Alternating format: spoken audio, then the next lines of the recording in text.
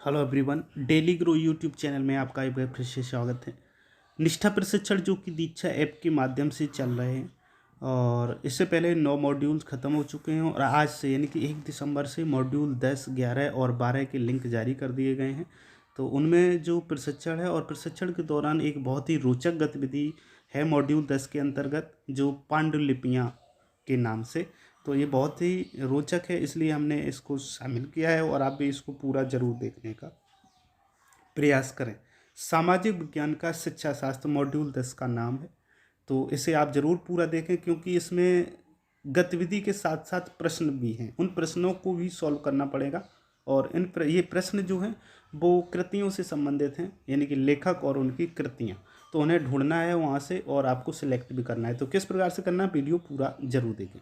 और साथ ही एक और चीज़ न्यू बता दूं आज आपको कि हमने एक व्हाट्सएप ग्रुप बनाया है जिसका लिंक इस वीडियो के डिस्क्रिप्शन में मिल जाएगा। वहाँ से आप हमारे व्हाट्सएप ग्रुप को ज्वाइन कर सकते हैं। साथ ही टेलीग्राम चैनल को भी ज्वाइन कर सकते हैं, उसका भी लिंक आपको डिस्क्रिप्शन में मिल जाएगा। तो शुरू करते हैं आज का वीडियो।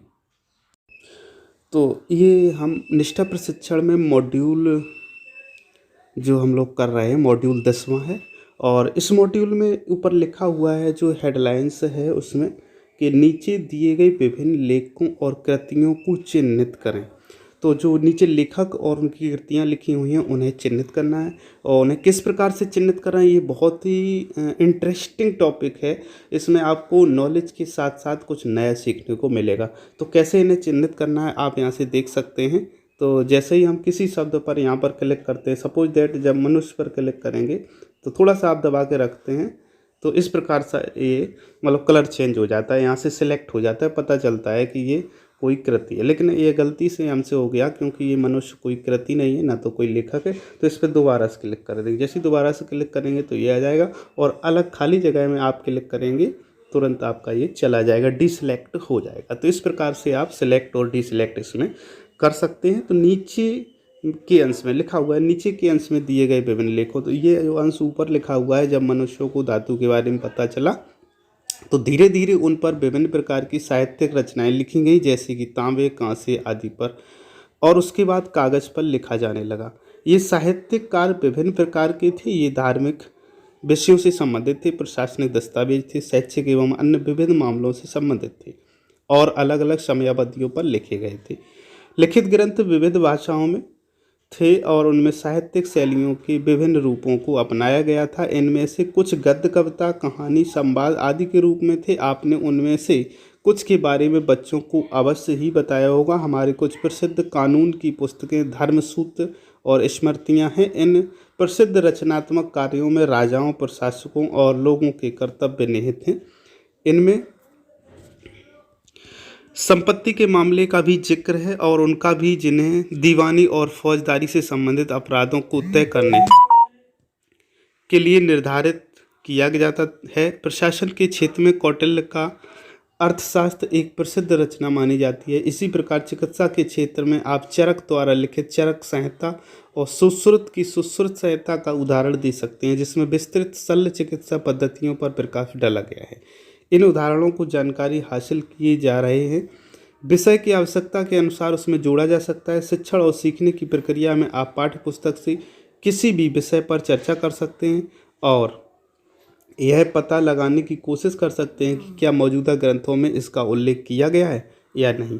आप पुरुषों और महिलाओं द्वारा लिखे गए साहित्यिक स्रोतों में भी जोड़ सकते हैं। भक्ति आंदोलन के बारे में पढ़ाते समय महिलाओं द्वारा रचित जिन साहित्यिक रचनाओं का उल्लेख किया जा सकता है उनमें भारत की संत कवित्रियों की रचनाएं जैसे अंडाल की रचनाएं ली जा सकती हैं। इन्होंने थिरुप्पई और नचियार थिरुमोझी लिखी थी। उनकी ये दोनों रचनाएं तमिल भाषा में और मुक्ति प्राप्ति के साधन के रूप में भक्ति पर केंद्रित हैं। इसी तरह मीराबाई की पदावली भी भक्ति पर केंद्रित है। दोनों रचनाएं उस समाज को चित्रित करती हैं जिसमें वे रहती थी। संत कवियों की रचनाओं ने स्थानीय भाषा और साहित्य को समृद्ध किया और हमारी कला और संस्कृति को सुदृढ़ करने में महत्वपूर्ण योगदान दिया। उत्तरी और दक्षिणी भारत में कई मंदिर महिला संतों को समर्पित हैं। संतों, पुरुषों, महिलाओं द्वारा उपयोग किए जाने वाले संगीत वाद्य यंत्र आज भी हर तरह के समुदाय गायन में लोकप्रिय हैं। अब हमें सिलेक्ट कहाँ से करना, नीचे में लिखा हुआ था तो नीचे वाला जो पैराग्राफ,